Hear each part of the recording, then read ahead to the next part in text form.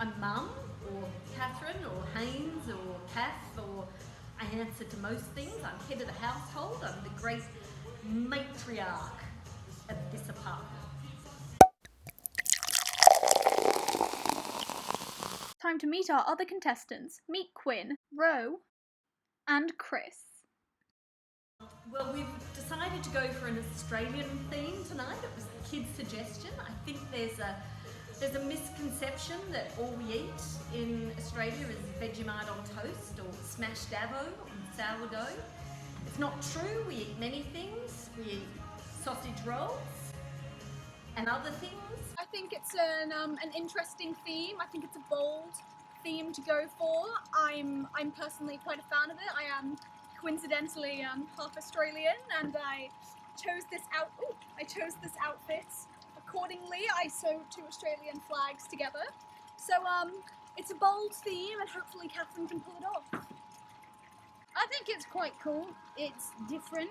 It's unusual, and yeah, it feels close to home to me because I'm half Australian, so that's quite cool.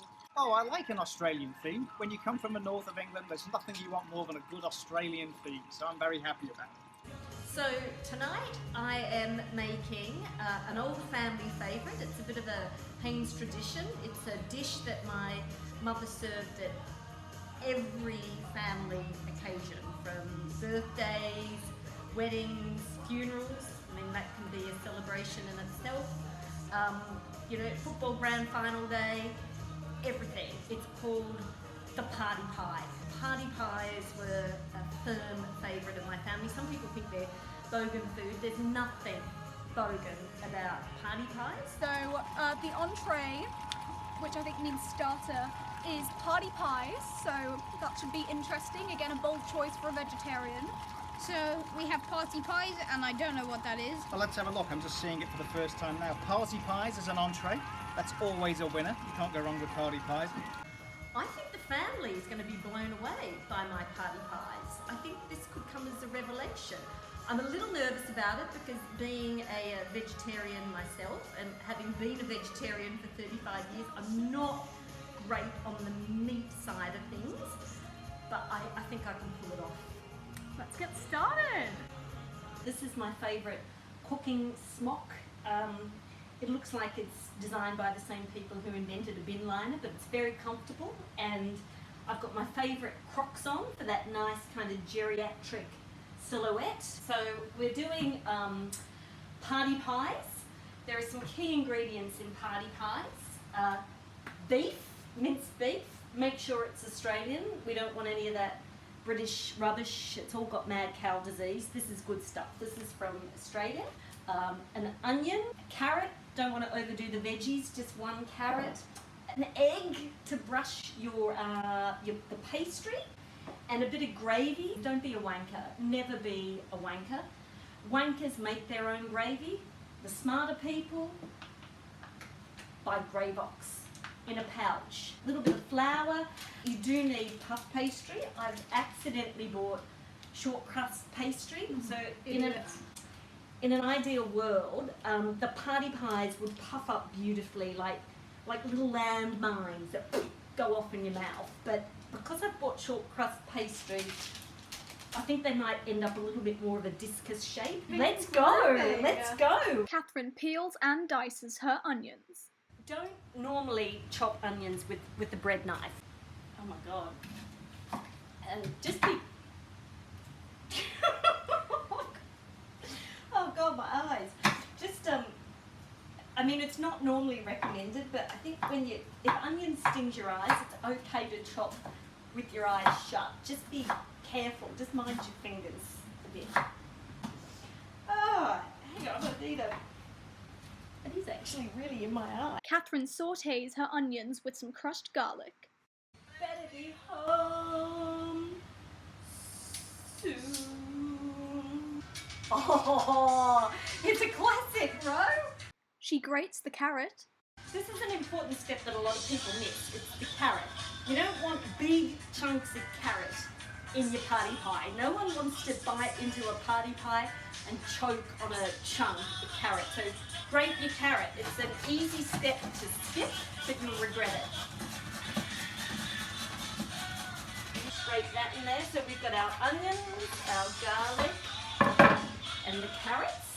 She adds some oil and allows all of her ingredients to saute on a low heat. I'm going to add my premium Australian minced beef, which cost me a bloody fortune. Lockdown prices, people. Party pies aren't cheap these days. Am I ever gonna see your face again? No way. Fuck off. Ever gonna see your face again? No way. Fuck off. Right, we're just going to turn that down for a bit. She adds her minced beef to the pan. Kind of break up your minced meat a bit. You don't want like chunks of meat. You want it all to be nicely mixed. Oh dear. Oh look, it's like it's got a sanitary pad. I'm going to have to get that out. Leave this to cook up for a little bit till the meat's just nice and brown. We don't want it too dry. We don't want it too runny, because these are party pies. And party pies have to have just the right texture. Next, she prepares her pastry. Whatever you do, don't make your own pastry. That's what wankers do. They might be dough-rich party pies. Don't you breathe your germs in here. I can't really go here because I'm in a face mask. Get out of my kitchen. She rolls out the dough. My dough is kind of an unconventional shape. Actually, so I think I've made the map of Australia out of the dough. She greases her tray. Party pies, you can make them in a muffin tin. Just make sure it's nice and greasy, because the last thing you want is your party pies to stick. She then makes some small circles in the dough and adds them to the muffin tin as the base of the party pies. Oh, this is going to be a beautiful party pie, I can tell. When I could, but the nightlife really drove me round the bend. And in 7 quiet hours, I'll be landing in Hong Kong. I'm gonna hit some Hong Kong mattress all night long. Oh, there's a bit of a chunk of it in my hair. Right, so these are the base of the party pies, and I'll make them really, they'll look much better. She adds the meat and vegetable filling. Can we have kidney beans? I got the rest of my days. I sold everything all for just a song. You can come around. They're melting. My party pies are melting. So sometimes things go wrong. So okay, they don't look great, but it doesn't matter. That one looks like it's got a foreskin actually. She then brushes the pastry with eggs. They're bloody ugly. They're the ugliest party pies I've ever seen, but it doesn't matter. She then puts them in the oven. For how long? For a bit, because I'm not sure how long. Party! I mean, they're peg ugly, but it's the taste that matters. So there we have it, party pies. And for dessert, we're going for an Australian classic, the pav. You can't go wrong with a pav. I love a pav. The key to a pav, though, is height. So I'm going for the kind of, well, I don't know that I want to say the Leaning Tower of Pisa, the Eiffel Tower of pavs. It's going to be tall. It's going to be magnificent. And dessert is Mum's famous pav. Now, I am a fan of a pavlova, but I am actually amazing at my own pavlovas, so let's just hope that Catherine can compete. And Mum's favourite pav, I'm very familiar with that. I've had that a few times before.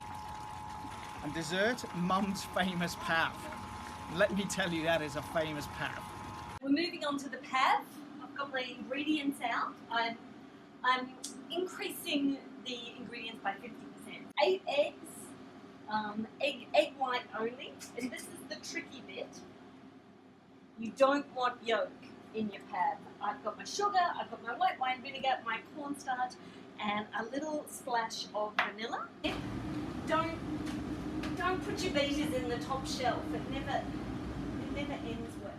Catherine beats the ingredients, adding sugar slowly until stiff peaks form. Oh, that's fantastic. Raw egg. So the next step is to draw the shape of the pad you want. Now we're going for height, so we're going to have a 2-tiered pad. So draw that, doesn't matter, bit of marker pen on your pad, doesn't matter. Tastes great. A bit of a sniff as you go. It's been a while since I did that. Get yourself a shot glass. Trust everyone's got Hello Kitty shot glasses lying around the house. There we go, draw a little circle in the centre, and that's the rough shape. It's like architecture. Look at this. Oh, it's gonna be big. It's gonna be huge. So while my pad's in the oven, I'm going to make the mains. For mains, we're having barbecued barramundi. Barramundi, it's a big, ugly fish from Northern Australia. And at $10 a fillet. And on my barramundi, I'm going to make a basic lemon butter sauce. And then, oh, there goes, sorry. And then king prawns on skewers with a lovely garlic butter. And at $83 for 8 king prawns. These better be bloody worth it. And then the main is barramundi and lemon butter, Australian king prawns and garlic, and corn on the cob. I'm not going to pretend that I know what these all are, but I know what corn on the cob is, and that's really nice. We have barramundi and lemon butter, and I think that's a fish, so that's quite cool. Australian king prawns and garlic, that's probably meant to say prawns, but they sound nice. Look at this. Barramundi in lemon butter, Australian king prawns in garlic, corn on the cob. That is about as Australian as it gets. I'm very happy about this menu. Eat me, eat me. Oh, look at the poor little thing. Now I'm going to stick a big skewer up him. Right, ugly barramundi fillets. Ooh, somebody, did you put it on 200? No. Somebody, oh no! Look at my pad. It's destroyed. It's like fried pavlova.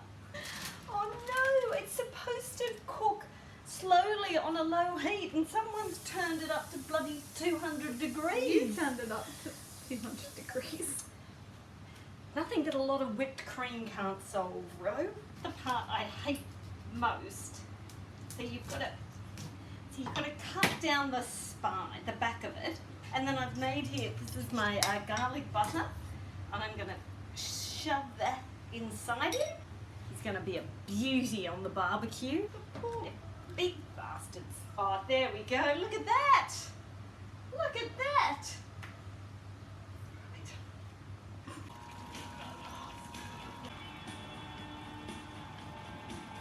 Apparently, one of the guests has arrived early and hijacked the barbecue. The key to a successful barbecue is to pretend to be an Australian. As you can see, I've put myself the suitable attire. I'm a green and gold achiever today. Yes, that's what I am. Now, here we go with this. Prawn. Shove the skewer fair up its arse, right? What we're going to do, we're going to stick this on the barbie. It's going to go off like a frog in a sock. Welcome! Hello! Hello! Thank you for dressing up so much. Are these your pyjama bottoms? Yeah, So, they are. Thank you. I'll get you a drink in just a minute. Hello! I like your flag. Welcome. Thank you, thank you. Welcome. Come over. Hello! How gorgeous! Look at you fashioned a bit of a boom tube out of an Australian flag. How classy. I've gone all out. Jacobs Creek, it was on sale at NTUC, down to $18 a bottle. Bargain. Cheers! Cheers! You get your HANES tomato sauce, and a little bit too much. Oh! I missed the thing.